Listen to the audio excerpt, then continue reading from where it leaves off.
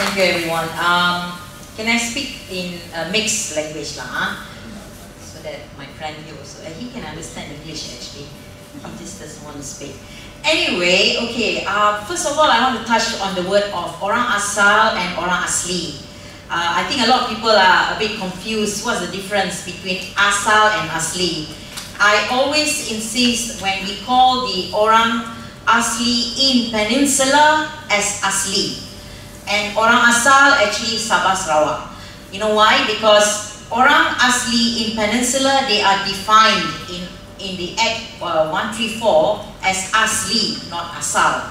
And so if we keep calling them Orang Asal, but then we will eventually lose that word as Asli, which is legally they are understood as Asli in law. Okay, so that's actually I asked POG to change the poster from Asal to Asli, because we are talking about Peninsula Orang Asli. Okay, that's put aside, because I have this thing about Asal and Asli. Somehow I get really irate about it. Now, okay, Shafi'i has already spoken about their lives and how their livelihood depends on the forest. Now, not every Orang Asli actually live in the forest, but most of them actually live either at the fringe of the forest or inside the forest, okay, or quite far from civilization. So most of them, this is again, I think a lot of people don't understand the psyche of the Orang Asli and their nature.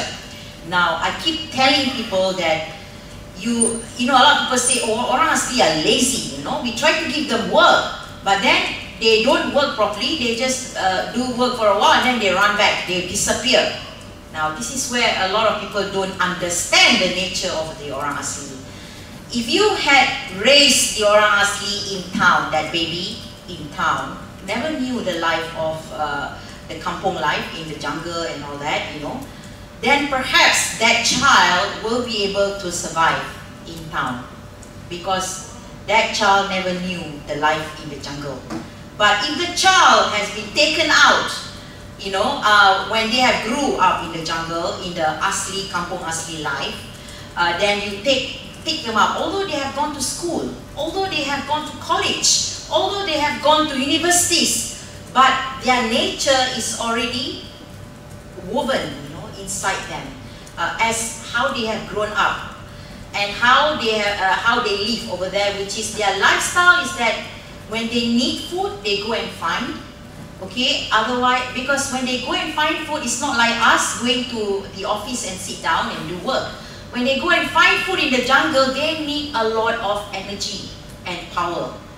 Okay, and that really takes a lot of toll, for the man to actually go into the jungle and find food. It's not easy. So you can see the body actually of the Orang Asli in the interior.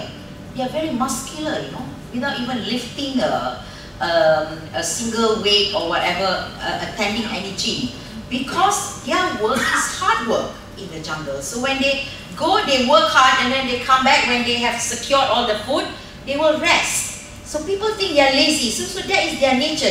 When the season comes, they will go and they will go to their farm, and plant their rice or whatever in their orchard.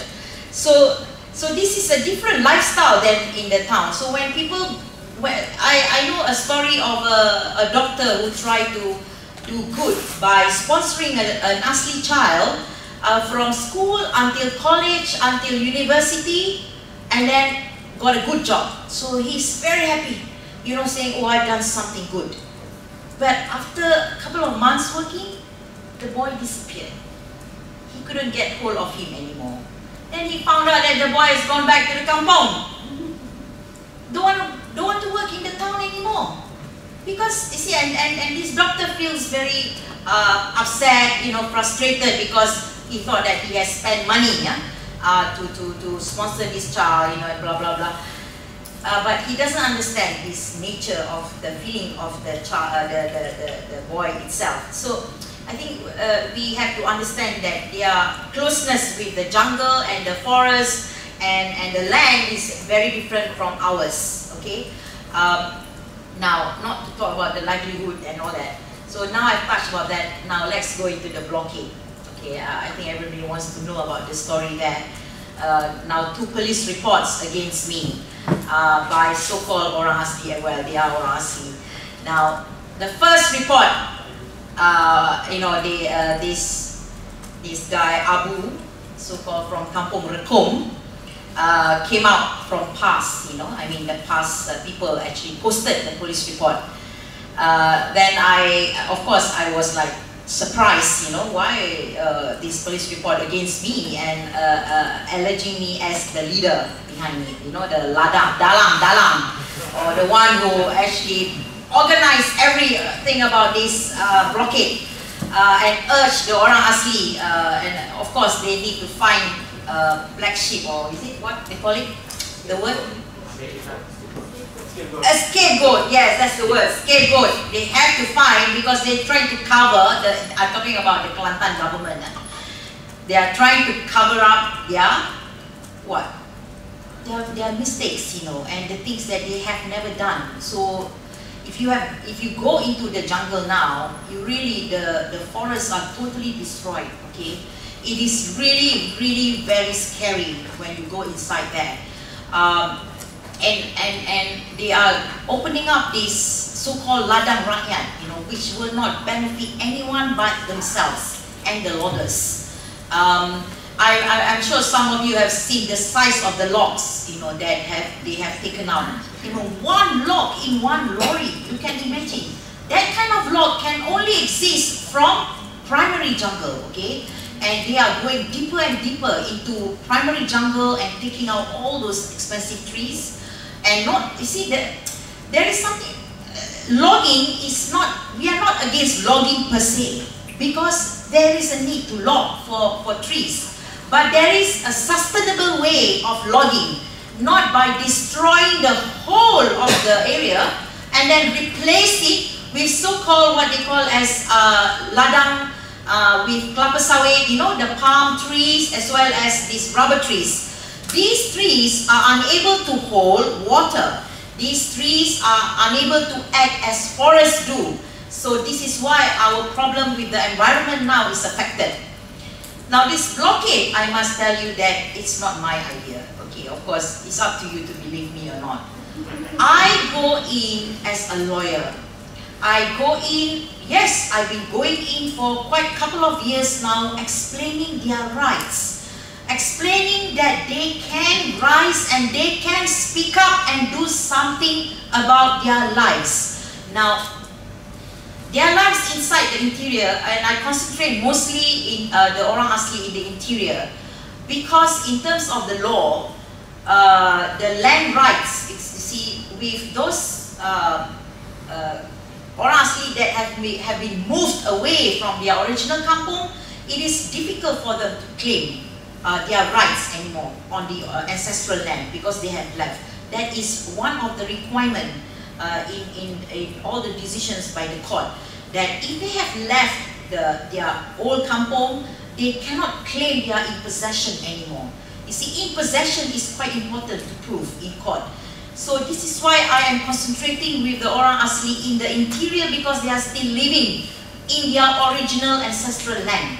So this is what I keep telling them: do not move from your kampung, no matter what the government or Jakwa is telling you. Of course, Jakwa is always saying that, oh, you move here to this new area, we will give you the brick houses, you know, you will get all the facilities that you need. But of course, I'm sorry to use this word, it's bullshit, okay, they never get it. Now they get very cheap brick houses that fall apart within 1 year, and they will not, they so-called provide water, you know, which is not even clean and it's not even working sometimes. This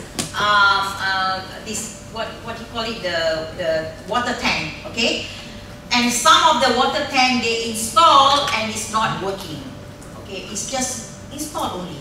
Now currently there is an electricity wiring, okay, pole, huge one going into Post Simpo, and it's been standing there for 3 years now. wow, if people don't know, they go in, wow, got electricity in the jungle. When you ask the Orang Asli, got electricity? No, it's for sure.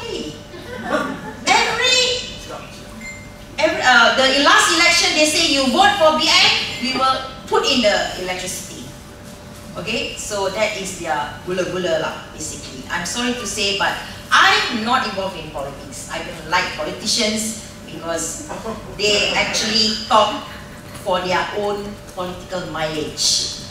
They are not going to actually be truthful. The only one I can say and endorse, I'm sorry, because I know him, that he works really genuinely, Dr. Jayafuma from PSM. He's the only one that I can really respect.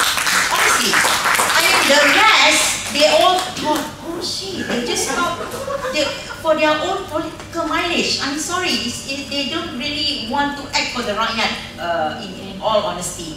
I'm afraid, that's why I have no respect for politicians, because they don't care really about us on the ground. Now, this blockade, somehow or other,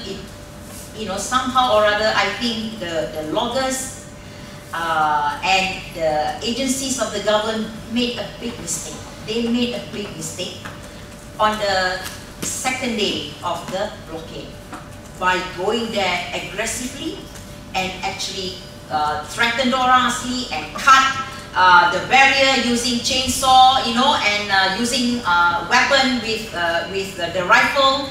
So they made a big mistake because they thought they actually called TV3 with them to go in on that day. I'm sure everybody's seen the video now. They actually brought in TV3 and Al Hijrah. They wanted TV3 to video the circumstances on that day to actually show the Orang Asli in the bad light. But then TV3 discovered, hey, what is happening here? I'm on the wrong side. So they didn't publish that. They didn't show that. They didn't show what happened at the blockade until the Star came out with the video, and then went ballistic. Everyone, it went viral, right? I tell you, that day when it happened, I was in there, but then I came out because I have to go back. I got work the next day, so I came out and the loggers confronted me. They actually said, oh, why do trying to challenge me, to go in and face them. I said, why should I answer or talk to you? Because you need to talk to the Orang Asli, not me. So that was an incident. Then I didn't realize they actually went in with so many people, and including the police, so-called police. But luckily I was still in Musang.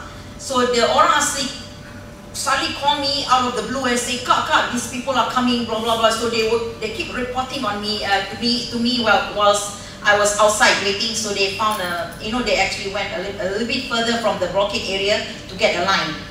So I got people reporting to me. Then so they told me, and they have been taught, and yes, I taught them how to make sure they protect their rights.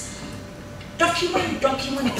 I said, you make sure you take pictures, you make sure you video everything that is going on. So luckily they did. And those video that you see in the Star was taken all by the Orang Asli. So we waited on that day, for them to come out until 9 o'clock, for them to come out, and we grabbed all the videos and the phones, everything, and we stayed until 12 midnight to gather the videos together with the Star journalists. And I tell you, that night was crazy. It was, and we worked damn hard to make sure that we get this story out, okay? Because TV3 didn't come out with anything. Only after it went viral, then they came out with their video. But even then they didn't show the whole thing. So were they paid? Then the police issue. I called Musang police station. Actually went there and asked them, is there any other operasi ke di dalam Musang? The police then say, no, there is no operasi. So my belief is that the policemen who behaved or acted like police, I don't think they were on duty. That is, and they were not on duty. They were not even using a police car. They were not they don't even dare to show their ID properly. And so these are the things I explain to the Orang Asli, their rights. Okay, that's all. I want them to know whenever the police ask for you, for your IC, you ask for their ID first, if they're not wearing a uniform. If they refuse to show their ID, then you do not even need to entertain them, I said. Okay, so this is their right. So if I am a person, if they call me an instigator because explaining rights to the Orang Asli, then fine. I am very happy and proud to be called an instigator. You know, that is my stand. So, you know, but if they say that I plan the blockade, I make sure everything, can you see that I'm actually in there? No, I'm not in there. I'm here most of the time. So how do they manage without someone managing them over there? You know, this is the problem with our authorities. They think Orang Asli are still stupid. They think Orang Asli are still ignorant. This is why, because there is no respect to our Orang Asli. You know, they don't have no respect. They think Orang Asli are still, you know, like animals in the jungle. So this is the problem with our society now. I think a lot of people still do not understand that Orang Asli are educated, you know, and they also have a brain like us. They only need to be told about things like us also, you know, like all of us. If we are not being told about certain things, we wouldn't know, right? You know, you need to be told about something and you learn from it. Don't talk about their schools, because the school is again another story, you know. I mean, there's so much scandal about the school itself. So I think I probably passed my time. A bit more, 3 minutes. Okay, so maybe you can ask me afterwards during the question. But the thing is now, we need to give our natives as much as support as we can, because to be honest, I am surprised they can still hold on until now. But also they can manage to hold on because we have people to support them. Okay, to support them to continue, like food, petrol money and all that, because without that also they cannot, because they need to go in and work to feed their family. If so, now I heard kampung, not kampung, that area where they have the blockade is not a kampung. It is actually just a road where this is like a Y, where all the lorries coming out from this area. So that is why they decided to do a blockade there. So now the blockade area is becoming like a kampung. Like everybody, all the villagers are coming out, you know, to go there.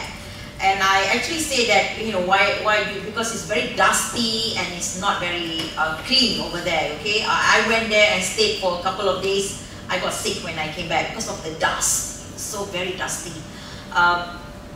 So I don't know why everybody's coming out. This is something that, but they do. This is again about the Orang Asli. I think you must understand they like the sense of community. They do like to be in a community, a lot of them together. So they feel stronger in numbers. And also this is why also when we discuss with the Orang Asli, you cannot just use the batin. Now the batin nowadays are not the same as what it used to be. In the olden days, batin goes by like a blood, isn't it? It goes to the father, and then it goes to the son, and then it goes to the, you know, the descendants. But no more now. Jakwa stopped that. Jakwa will only choose people who are pro-Jakwa. Pro-Jakwa, okay? So I'm sorry, I have a lot of things to say about Jakwa. We must have an audit where the money goes in Jakwa. Really, this is something I think that the government, we must tell the government that Jakwa, we need to have a proper audit where the money goes, because we cannot see anything, any improvement in the Orang Asli lives in the villages. You know, that you know, as what Shafi said, hundreds of millions been given to Jakwa to manage. But where are the money? we cannot see any development amongst the Orang Asli.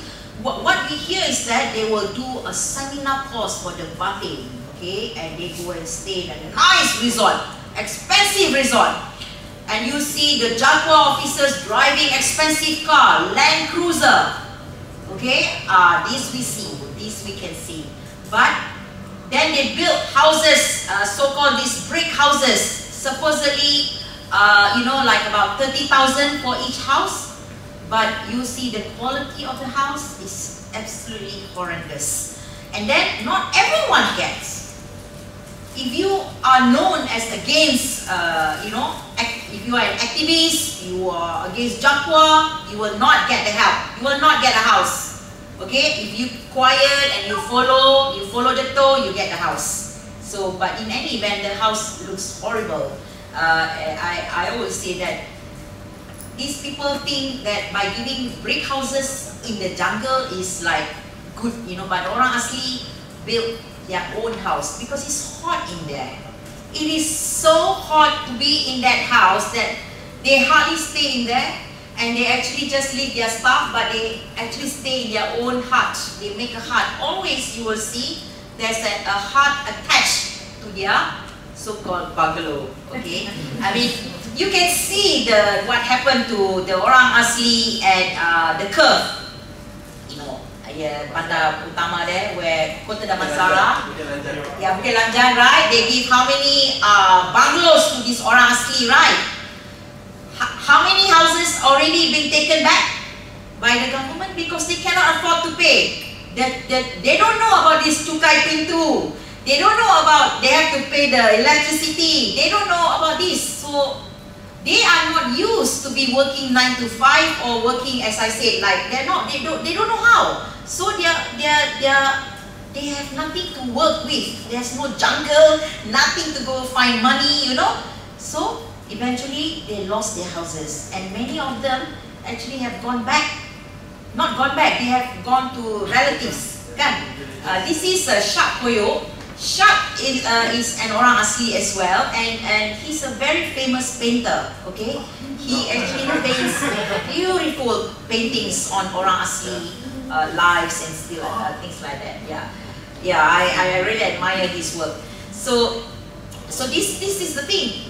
You give them this huge bungalow, which they just sit at the longkang there and like this sit down. And this is what happened to all the penempatan. You know that the area that the government set up. You see the Orang Asli just sit there, don't know what to do. So now eventually they go back. They go back to the jungle. And this is the problem. I feel that the Orang Asli not being understood by us. We need to, you know, actually understand their nature and their psyche. Okay, thank you.